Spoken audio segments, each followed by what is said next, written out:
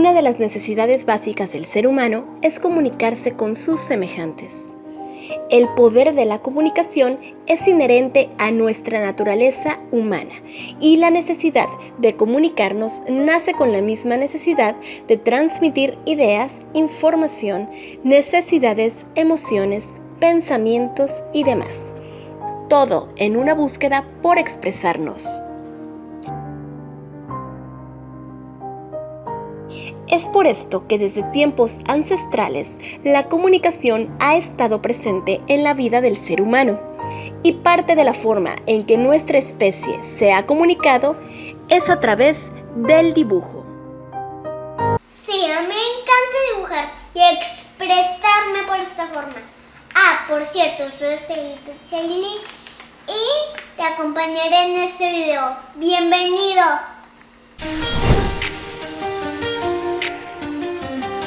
Pero, ¿qué es exactamente el dibujo?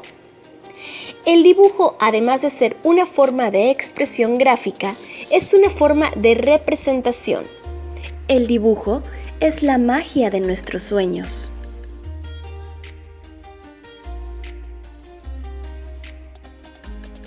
Nuestros antepasados realizaban dibujos burdos que plasmaban en cuevas y cavernas, y que hoy en día conocemos como pinturas rupestres.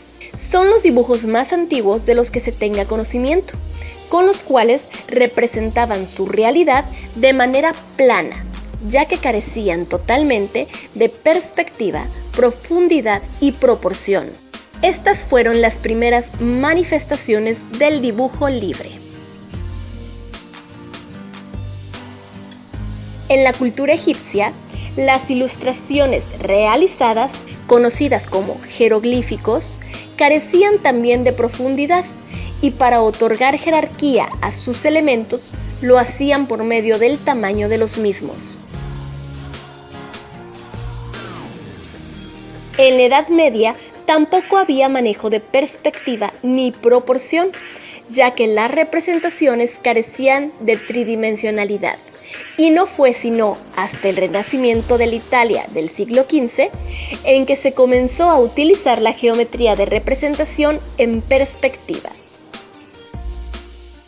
Las obras entonces adquirieron dimensión y se vio con mayor claridad el espacio tridimensional. Filippo Brunelleschi descubre los principios geométricos de la perspectiva, proponiendo los vértices como el ojo humano.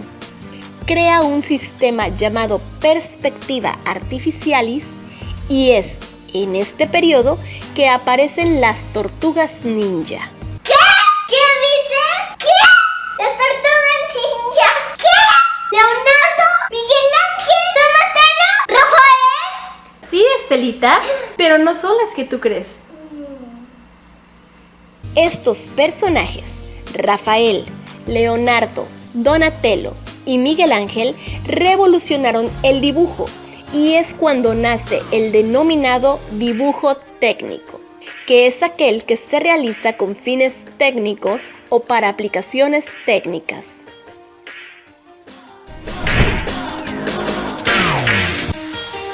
Este curso se evaluará a través de láminas a mano y por AutoCAD, así como de un trabajo de investigación en cada una de las 5 unidades.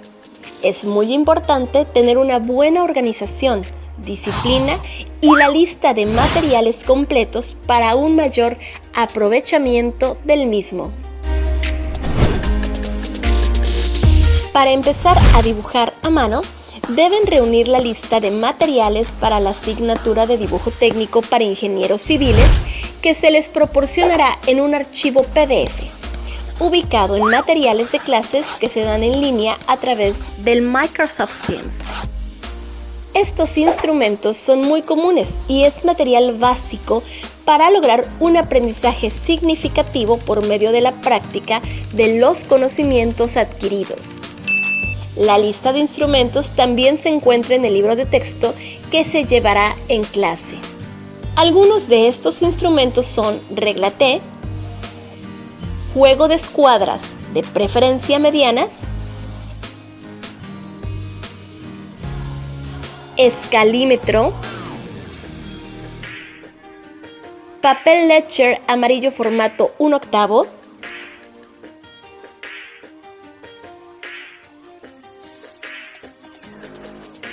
las puntillas gruesas sueltan más carboncillo que las delgadas y por lo tanto pueden aparecer manchas en la lámina. Por ello, es necesario trabajar primero con las líneas delgadas, es decir, el lápiz 4H, y posteriormente, ya para finalizar el dibujo, repintar las figuras o los muros con el 4B. Los borradores son los que aparecen en la lista de material para dibujo a mano de la carpeta Materiales de clase de Microsoft Teams.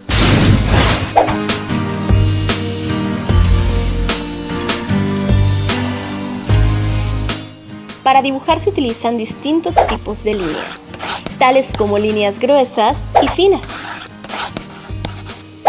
así como continuas y discontinuas. Es muy importante comprender que para el uso determinado de cada línea, estas llevarán un grosor o espesor específico, así como cierto tipo de línea. El tipo de líneas más usuales que existen en dibujo a mano son la línea continua, la línea discontinua y la línea de trazo largo y punto.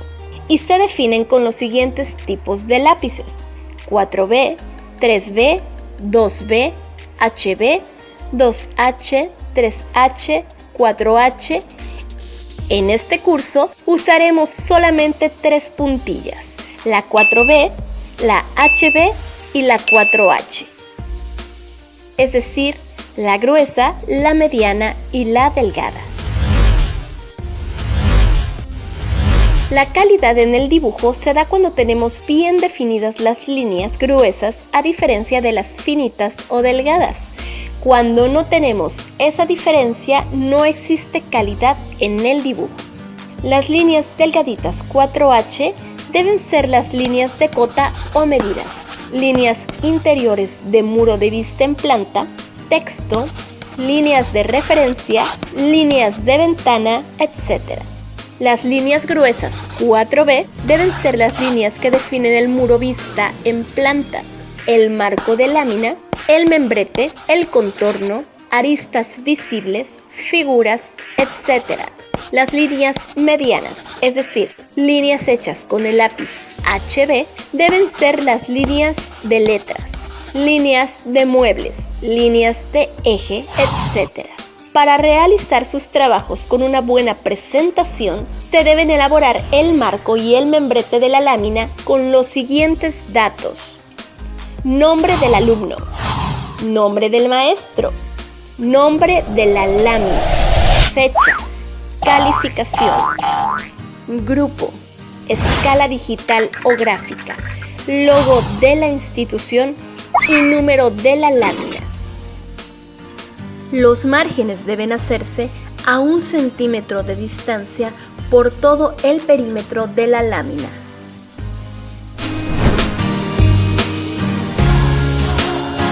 El dibujo 3D actualmente está seccionado en 2 grandes ramas y está relacionado con la física y con la matemática principalmente. La matemática finita y la mate discreta nos hablan de la perspectiva y del dibujo ortogonal. El dibujo libre y la perspectiva están más conectados con la mate finita, es decir, con las líneas en proyección de puntos de fuga, y el dibujo ortogonal está más relacionado con la mate discreta, la mate no finita, es decir, con las proyecciones paralelas que no tienen puntos de fuga y sus líneas se desplazan sin unirse hasta el infinito. El octante son 8 cuadrantes en los cuales se desglosan vectores y figuras planas y curvas. Está compuesto por 3 planos que representan al eje X, Y y Z. En dibujo, estos 3 ejes se representan con 3 planos llamados plano horizontal, plano vertical y plano lateral o frontal. Si se imaginan estos tres grandes planos como si fuesen espejos, al poner una figura suspendida en el espacio de cada uno de los 8 cuadrantes, en ellos se reflejarían las caras o diferentes lados de cada figura suspendida, y esto corresponde a la vista en planta, frontal y lateral. El sistema europeo o sistema métrico francés es el que se desglosa en centímetros y la figura aparece en el primer cuadrante del octante. El sistema americano o sistema imperial inglés es el que se desglosa en pulgadas y la figura aparece en el tercer cuadrante del octante. Para proyectar una figura en el octante o en cada uno de los 8 cuadrantes, iniciemos con un cubo. Las líneas de proyección deben conservar su ortogonalidad siempre. Al cambiar de plano, se proyectan en el sentido de ese plano. De esta manera, el cubo suspendido en el espacio tiene proyectadas sus caras en los 3 planos: vertical, horizontal y lateral, eje X, Y y Z, como si fuesen espejos. La perspectiva es la técnica que se dedica a la representación de objetos tridimensionales en una superficie bidimensional, es decir, plana. En términos matemáticos, es la serie de principios de la geometría descriptiva que se aplican para la representación en un plano de 2 dimensiones de una imagen tridimensional, emulando la visión humana. La perspectiva es la realidad física observada y dibujada con la técnica de 1, 2 y 3 puntos de fuga, así como los 2 puntos del foco de iluminación para proyectar las sombras de las figuras. A continuación veremos en este ejemplo un dibujo en perspectiva a 2 puntos de fuga. Primero se ubican en un plano horizontal los 2 puntos de fuga. A partir de los puntos de proyección, se realizan las líneas de proyección o líneas guía. Se traza la línea vertical que indica la altura de la proyección y esta intercepta ambas líneas de proyección de los 2 puntos de fuga. En la perspectiva se usan proporciones aproximadas, en lugar de medidas numéricas exactas que lleva la proyección ortogonal.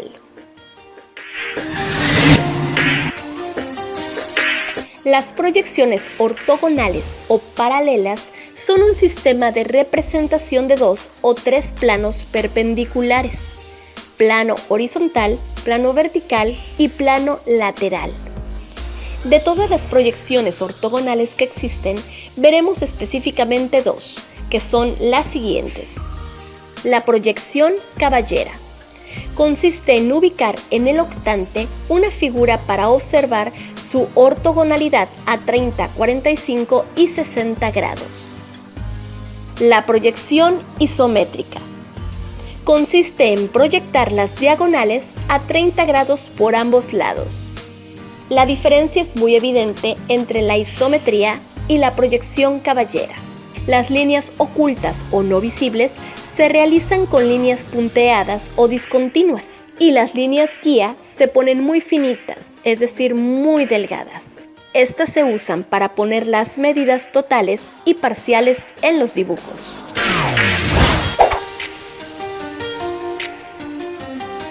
¿Qué es una escala?